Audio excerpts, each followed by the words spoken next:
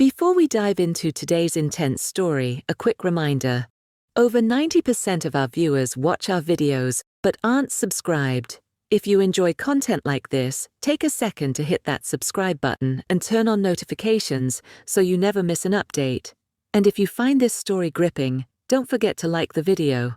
It really helps us out. My name is Rachel, and I never thought I'd be the kind of woman who would one day sit down and tell the world how her heart was broken by the man she trusted most.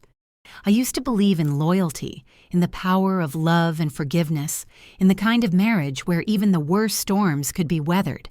I built a life around those ideals, and for a while I thought we had something real, until the day I realized that everything I thought was sacred had already been sold for lies. I met Daniel when I was 26. I was working as a junior architect, fresh out of grad school, and he was a confident, charming contractor we collaborated with on several projects. He had this infectious laugh, and he always seemed to know the right thing to say. Everyone liked him. My coworkers, my parents, even my sister, who doesn't warm up to anyone easily. He made me feel seen, as if I mattered in ways no one had ever made me feel before. When he proposed 2 years later, I didn't even hesitate. I thought we were building something beautiful together. The early years of our marriage were peaceful. We traveled, renovated our home, went on hikes, laughed over burnt toast, and binge-watched crime documentaries on rainy weekends. I was working hard and getting promoted, and he was running his own small construction firm. We weren't perfect, but I thought we were good. We didn't fight much, and when we did, we always found our way back. Or so I believed. Looking back now, I can see the cracks were there all along, tiny ones at first, just enough to brush off as normal married life. But the truth is, Daniel had learned to wear a mask. He could smile and lie in the same breath without flinching. I had no idea that the man lying beside me every night was already becoming a stranger. Things began to shift around our 7th year of marriage. He started coming home later than usual, claiming projects were running over or his team had issues to sort out. I didn't question it much at first. He was ambitious, and I respected that. But the excuses started sounding familiar, too familiar. He'd pick up calls in the other room, he'd step outside when he got texts, and I noticed how he suddenly started taking extra care with his appearance. He even began going to the gym, something he used to mock me for being obsessed with. When I asked him about it, he laughed it off. "Just trying to keep up with you," he'd say, flashing that same charming smile that used to melt me. But it didn't melt me anymore. It made me uncomfortable. I remember the day I first saw the messages. His phone was on the kitchen counter. He was in the shower. I wasn't planning to snoop, but the screen lit up and I saw the name, Sophie. Just Sophie, with a heart emoji next to it. My stomach dropped. I hesitated. I stared at the phone, my hand shaking slightly. I knew the code. He hadn't changed it since we got married. I told myself I was just going to look at one message, just to make sure it wasn't what I feared. But of course, it was worse. Dozens of messages, flirty and intimate, pictures, inside jokes, details of times they'd met when he said he was working. It felt like the ground disappeared beneath me. Every sentence I read felt like a dagger. He called her his piece and told her things he hadn't told me in years. He said she made him feel alive. I sat there frozen, unable to breathe, scrolling through the reality I never saw coming. That night, I didn't say anything. I couldn't. I lay in bed beside him and stared at the ceiling while he snored peacefully, unaware that his secret wasn't a secret anymore. I cried silently, letting each tear soak into the pillow, my body still and cold. For weeks, I carried that pain alone. I kept trying to understand why. What had I done wrong? Was I not enough? Was I too focused on work? Did I let the romance die? But no matter how much I blamed myself, I kept coming back to one truth. Cheating is a choice. He chose to betray me. He could have talked to me, fought for us, or even walked away. But instead, he looked me in the eye and lied, again and again, while he gave another woman what was supposed to be mine. Eventually, I confronted him. It wasn't dramatic like in movies. I didn't scream. I simply told him I knew. I watched his face turn pale, then red, then blank. He didn't deny it. He didn't even apologize properly. He just said, "Things haven't felt the same between us for a while." Like that made it okay. He told me he didn't mean to hurt me, that he still cared about me, that it just happened, as if falling into someone else's arms and sneaking around for months was some kind of accident. I looked at him and realized I didn't know this man anymore, or maybe I never did. After that conversation, something inside me broke, but not in the way I expected. I didn't feel desperate or heartbroken. I felt clear, calm, like a fog had lifted. I knew I couldn't stay with someone who valued my love so little. But I also knew I wouldn't just walk away quietly. I had given this man years of my life, my loyalty, my energy, and now he would feel the weight of what he threw away. Revenge doesn't always look like fire and fury. Sometimes it's quiet, strategic, measured. I didn't want to destroy him. I wanted him to watch everything he took for granted slip through his fingers. I wanted him to feel the slow burn of regret. So I made a plan. I didn't rush. I kept things normal. I acted like we were working on things. I pretended to forgive. He thought he had dodged a bullet, that I was soft, that I was still the same woman he married. But while he smiled at me, I was rebuilding my life without him, brick by brick. I started moving my money into a separate account, quietly, slowly. I spoke to a lawyer. One of my clients was a family law expert. I documented everything, gathered evidence. I waited for the right moment. Meanwhile, I started taking care of myself like never before. Therapy, exercise, yoga. I reconnected with old friends. I rediscovered who I was before I became his wife. And I began to realize how much of myself I had shrunk to fit into his world. People always say forgiveness is for you, not the other person. I didn't understand that until I stopped carrying the hope that he would change. I stopped needing his apology. I stopped waiting for closure. I gave it to myself. He, of course, assumed I was just healing and moving forward with him. He started being more affectionate, taking me out, acting like the perfect husband. It was all a show, too little, too late. And I played along, smiling through dinners, holding his hand in public while I waited for the perfect time to strike. It came 2 months later. The day I filed for divorce, he was blindsided. He begged, he cried. He even blamed Sophie, saying she had pressured him. I watched him unravel, every mask falling away, revealing the coward beneath the charm. I didn't yell, I didn't insult. I simply told him the truth. You broke something in me, and now you get to live with that. He didn't know about the financial moves I had made, about the fact that our house, the one we bought together, was already halfway transferred into my name through a loophole in the paperwork he never read. He didn't know that the company car he used was under my firm's leasing agreement and would be reclaimed. He didn't know how many of his clients knew me, liked me, and how many contracts were about to vanish. I didn't ruin him. I simply left him with what he created, an empty shell of a life, built on lies. And that was only the beginning. After I served him the divorce papers, Daniel went through every stage of disbelief. First, he acted confused, as if he genuinely didn't understand what I was doing. Then came the anger. He stormed out, accused me of overreacting, said I was being dramatic and cruel. But when he realized that I wasn't coming back, he turned into someone pathetic. The same man who once mocked emotion now sat on our porch in the rain, crying like a child left out in the cold. It wasn't that I felt joy watching him break. What I felt was clarity.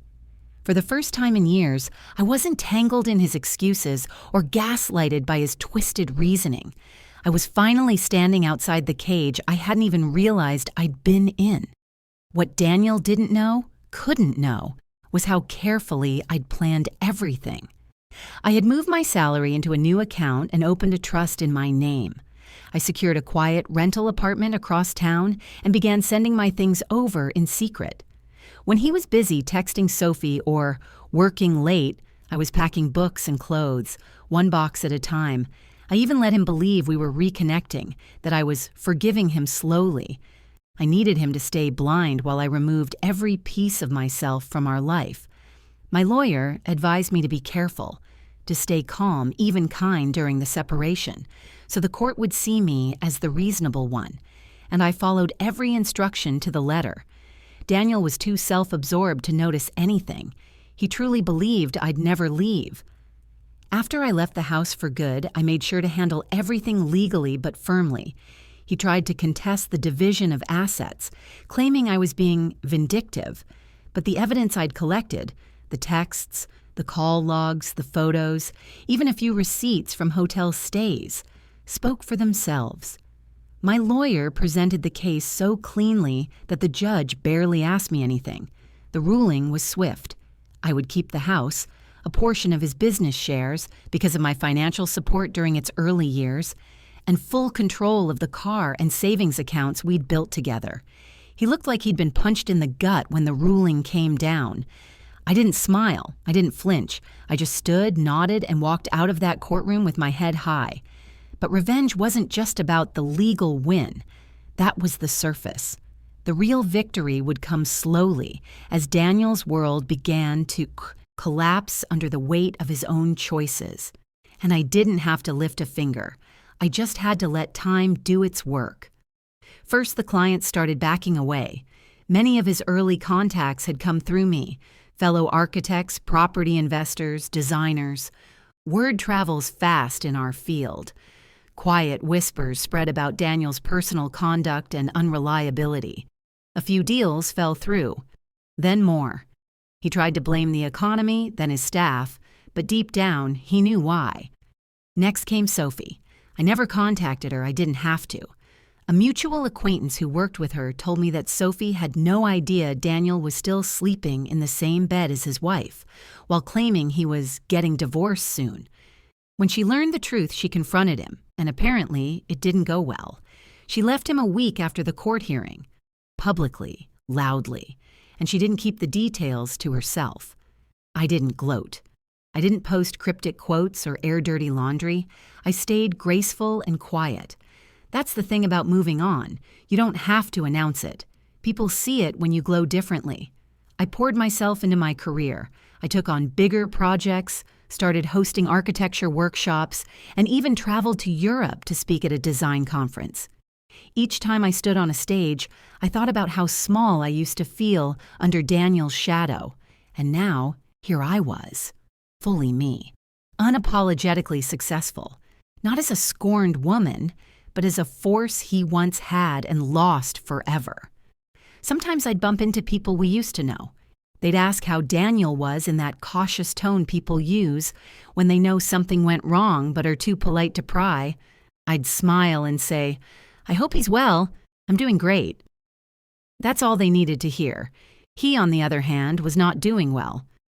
Mutual friends told me about his struggle. He tried dating again but never stuck with anyone. Apparently, he even tried to reconnect with one of his exes before me, and she didn't even return his calls. He sold the company car and moved into a small apartment across town. Business had dried up, and he was taking small handyman jobs just to stay afloat. And yet, he still hadn't learned. One day, I received an email from him. Just one sentence. "Do you think we could talk?" I stared at it for a long time.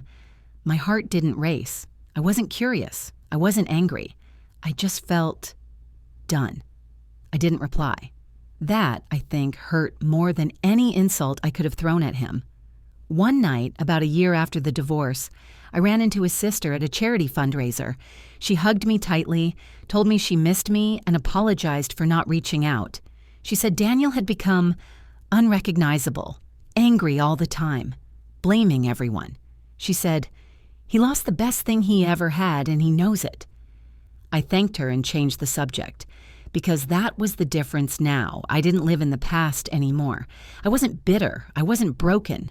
I had taken what he tried to destroy and rebuilt it. into something stronger. But there was still one more piece to the puzzle, one last detail he didn't know. During the divorce, I had learned that Daniel had used my name to co-sign a small business loan, without my knowledge. That loan had defaulted while I was still cleaning up the mess of our marriage.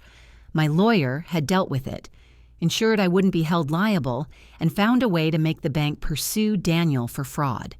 It had slipped through the cracks for him. He thought I hadn't noticed. But now, the consequences were showing up. I heard from someone at the bank that they were suing him. The court date was set. He might lose what was left of his company. And still, I said nothing. I didn't interfere. I just let the truth finish what I had started. People often say revenge is a dish best served cold. I think that's wrong. I think revenge is a quiet room where your enemy slowly realizes they destroyed themselves trying to destroy you. I didn't become a monster. I became a mirror, and he couldn't bear to look. That's when I knew it was truly over. But my story wasn't. Because from that ruin, something beautiful was growing. It's strange how life can shift so drastically in what feels like the blink of an eye. A few years ago, I was standing in a crumbling marriage, unsure of who I was without him. Today, I wake up each morning to sunlight streaming into a space that feels entirely mine, not just in bricks and furniture, but in peace. A home is not just where you live, it's where you're free. I don't think about Daniel much anymore. When I do, it's never with longing. Just a quiet acknowledgement that I survived him. He was a chapter, not the whole book. After the divorce and the aftermath settled, I invested the compensation from the settlement and my shares of his former company into something that had always been a dream of mine, a design firm entirely led by women. Talented, visionary women who had been overlooked, undervalued, or underestimated, just like I had been. We named it Origin, a nod to fresh starts, clean slates. I wanted to build something that didn't just create homes, but also helped build confidence and careers. Origin grew quickly. Our name started showing up in architectural magazines. We were invited to design an eco-friendly housing project in the city center, and clients from other states started reaching out. For the first time in my life, I didn't feel like I was playing a role written for someone else. I was writing the script. One afternoon, I received an unexpected visitor at my office. I was working late when the receptionist buzzed and said, "There's a man here. Says his name is Daniel." I felt a momentary freeze. Then I stood up, adjusted my blazer, and said, "Send him in." He looked older. Not in years, but in spirit. His eyes had lost that spark of arrogance. His posture was slouched, his voice quieter. For a moment, I saw the version of him I once loved, buried deep under layers of bad choices. But I also saw something else. Regret. He stood there, fumbling with his words. I know I'm probably the last person you want to see, but I just wanted to say I'm sorry. Truly. For everything. I let him speak, not for him, but for me. I wanted to hear it. The apology I never needed anymore. He confessed to everything. How he'd let his ego blind him, how he thought he could have both love and lies, how he had never imagined I would actually walk away. He said losing me had been like losing oxygen, and that no one since had made him feel remotely whole. I nodded, listening without interrupting, and when he finally paused, I said calmly, "You lost me the moment you thought I was an option." He looked down. "I know." "I didn't come here to punish you," I said, "but I do hope you sit with the silence you created, that you understand the damage you did, not just to me, but to yourself." He nodded again, thanked me for listening, and walked out the door. That was the last time I saw him. I closed the office that night feeling nothing but peace. Not triumph, not vengeance, just peace. Because that's the thing they never tell you about revenge. It's not about watching someone fall. It's about rising so high they can no longer reach you. Over time, people stopped asking me about him. My identity was no longer tied to Daniel's wife. I became Rachel again. Just Rachel. Strong, independent, a woman with stories and scars, and not the slightest desire to hide either. I met someone new eventually. Not quickly, not intentionally. His name is Marcus, and he's gentle where Daniel was manipulative, thoughtful where Daniel was careless. But the best part? I didn't fall for him out of loneliness. I met him after I'd already built a life I loved on my own. He was a bonus, not a rescue. One evening, while we were cooking together, he asked me, "Do you ever think about the past? Regret any of it?" I thought about that long and hard. "No," I said, "because everything that broke me led me to rebuild something stronger. And because the fire didn't destroy me, it forged me." I sometimes still get messages from women who know my story. They ask how I found the courage. The truth is, courage doesn't come all at once. It builds quietly, moment by moment, decision by decision. You don't wake up strong, you wake up broken and choose strength anyway. This isn't a story about pain, even though it started there. It's a story about rebirth, about finding your voice after it's been silenced, about leaving behind the version of yourself that accepted less, and stepping fully into the one who demands more. Daniel once told me love is about forgiveness. He wasn't wrong. But what he didn't understand is that sometimes the person you need to forgive is yourself, for staying too long, for hoping too hard, for ignoring the signs. I forgave that version of me, and then I let her go. Now, when I look in the mirror, I no longer see the woman who begged to be loved right. I see the woman who learned to love herself enough to walk away, who turned betrayal into fuel, silence into clarity, and revenge into a legacy of strength. That's the kind of story worth telling, and that's the story I lived.